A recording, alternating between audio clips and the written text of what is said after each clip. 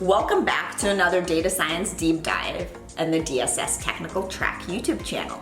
In the following presentation, Connie Yee, Senior Data Scientist at Bloomberg, presents an approach using graph theory to identify areas of monolithic application that can break dependencies and decompose it into modular monoliths. Please enjoy the presentation.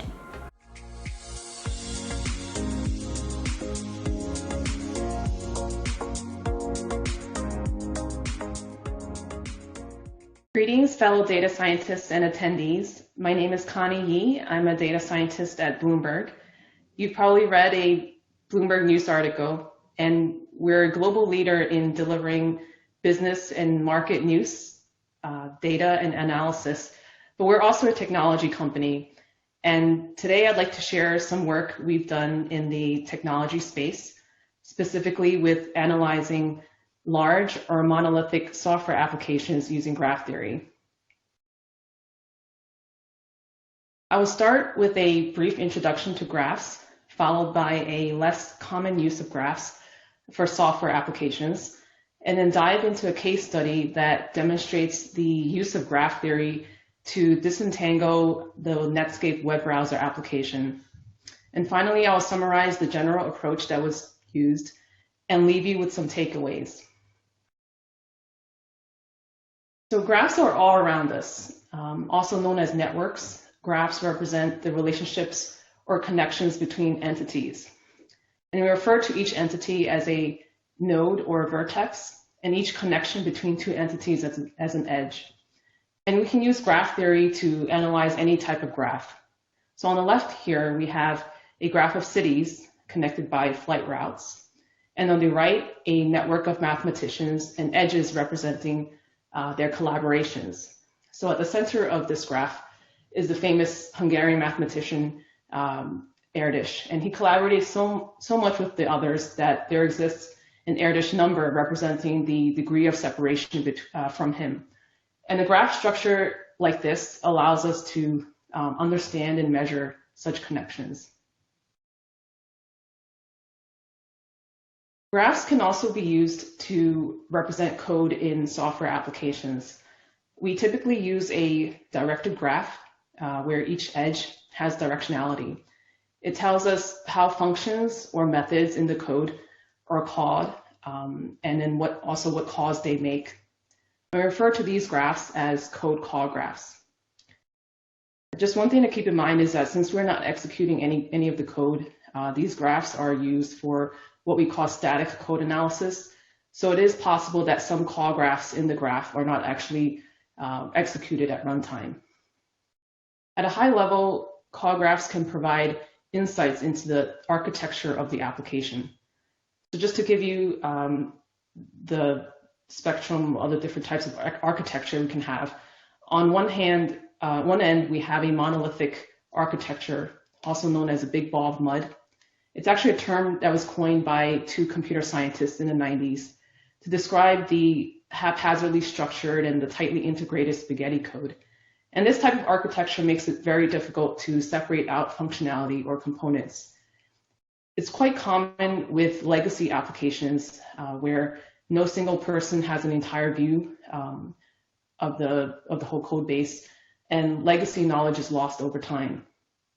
In contrast to the big ball of mud, we have newer paradigms that are more modular, such as microservices. And these paradigms allow parts to be plugged in or taken out without affecting other parts of the system.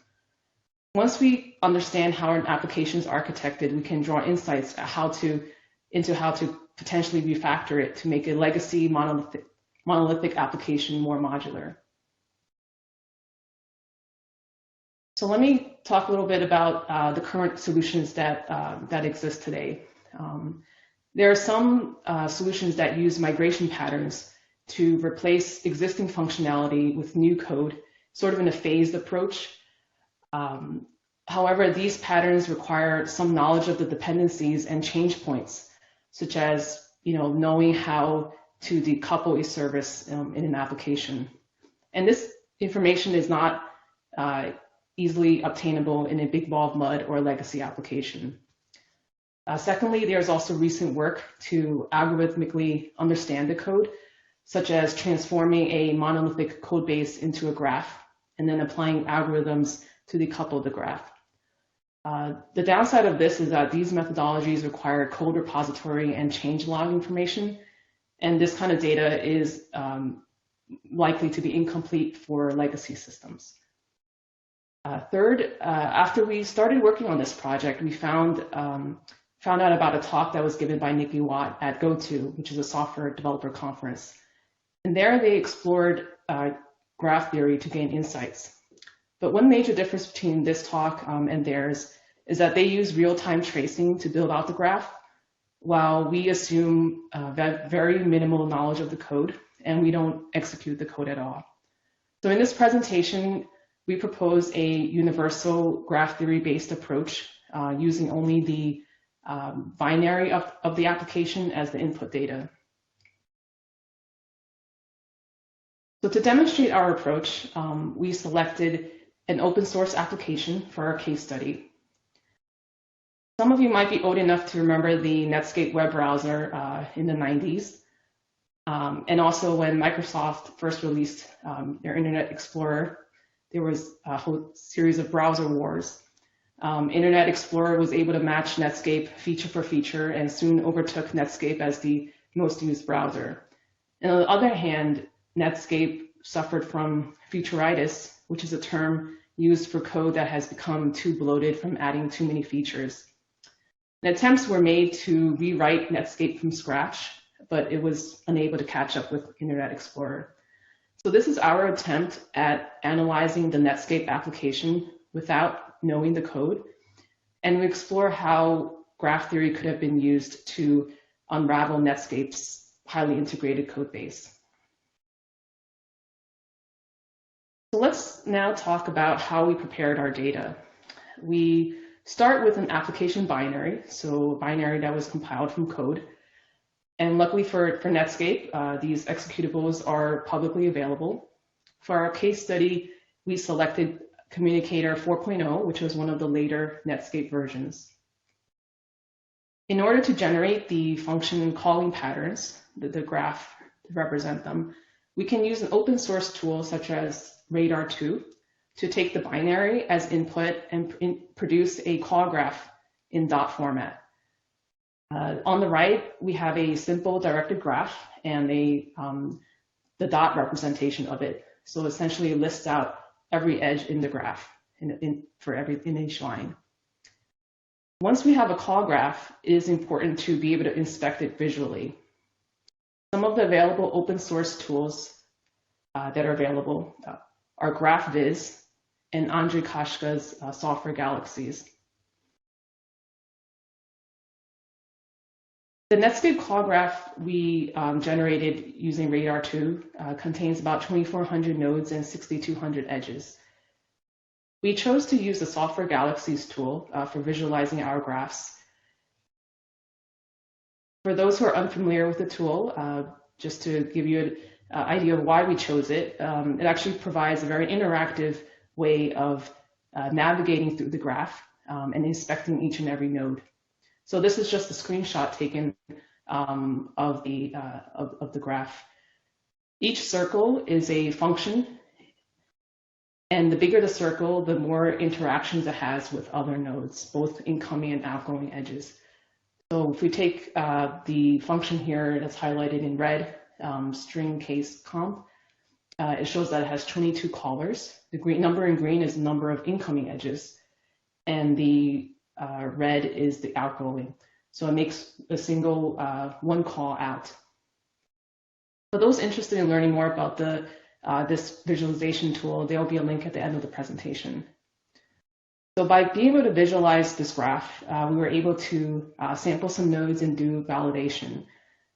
We noticed some C++ object level functions, such as this one here, the string case comp, which we felt added noise to our data. So that led us to our next step, which is to try to eliminate as much noise as we can.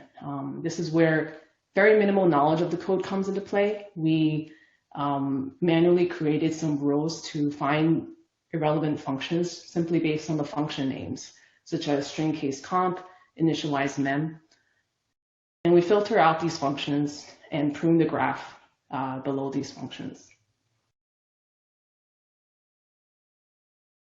After the pruning, the filtering and the pruning, we get a simplified, less dense graph on the right with just 700 nodes and 1,000 edges. We will see over the next few slides that the nodes that remain here are the high-level functions that drive much of the Netscape's functionality. So now that we have a simplified graph, how do we find which ones are the most important? One approach that we can use from graph theory is the concept of node centrality. One measure of centrality is degree centrality, which is calculated by the fraction of nodes one node is connected to. So in this simple graph here, we see that node B is connected to 5 out of a total of 8 nodes. So its degree centrality is 5/8. And similarly, node A has degree centrality of 2/8. So quantitatively and visually, we see that node B is more central than node A. We can compute the centrality for all nodes and then rank them to get the most central or the most connected nodes in the graph. So that's what we did on the Netscape call graph. And the functions listed here have the highest centrality. Without any knowledge of the underlying code, we can infer the general theme of each function.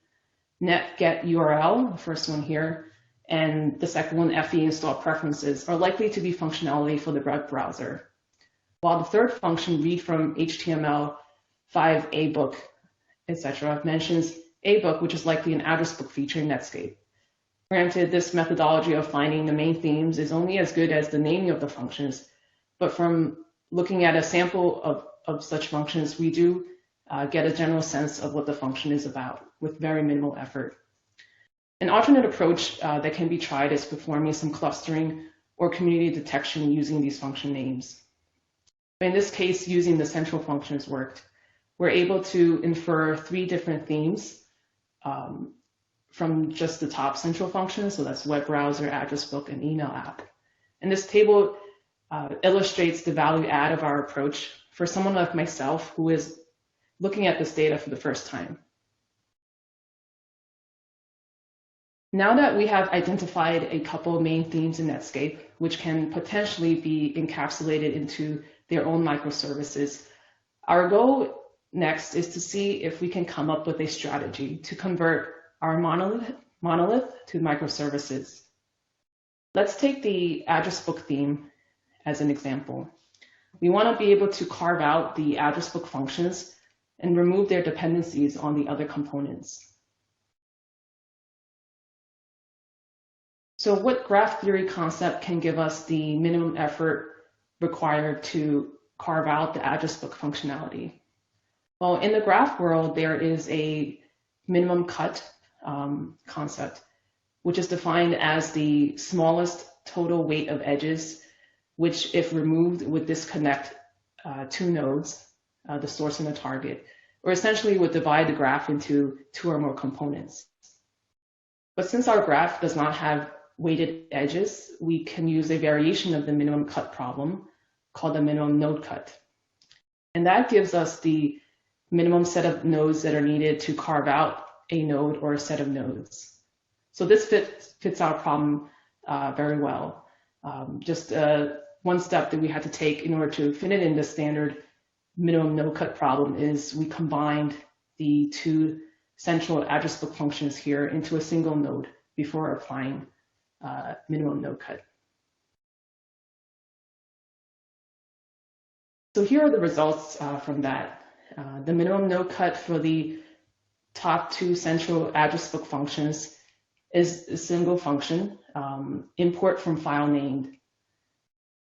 This means that if we can find an alternative or replacement for this function, we can start to decouple some of the important address book functionality from the rest of the graph. It's a really good starting point for us. And then we can repeat this node cut analysis for other themes or a subset of themes to get their cut functions. So in summary, using minimum no cut, we can get a direction and strategy for refactoring our code. To summarize the graph theory-based approach that we took to unravel a monolith application like Netscape, we first start with a binary file and generate its call graph. Before any analysis, we visualize the graph to make sure that the data is correct, and we prune irrelevant call paths to reduce the noise. We keep in mind that visualization tools for large graphs do exist, such as the Software Galaxies tool that we used.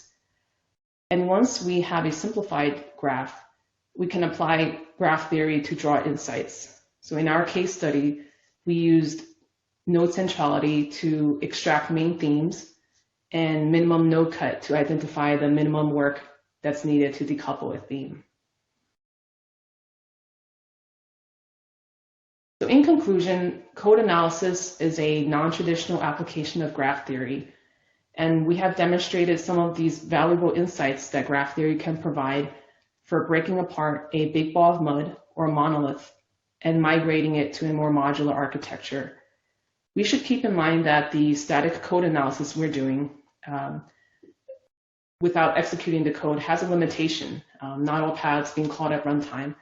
But we hope this provides a good starting point for you to analyze your application and gain insights into refactoring it. Here you can find links for more details on the Netscape data that we used, some software architecture patterns, and useful open source tools for visualizing graphs, generating call graphs from binaries, as well as data science libraries for graph data science. Thank you for attending my talk. I'm happy to answer any questions you may have. That was Connie Yee, Senior Data Scientist of Bloomberg, sharing how graph theory concepts can provide insights to help drive decisions for a migration strategy.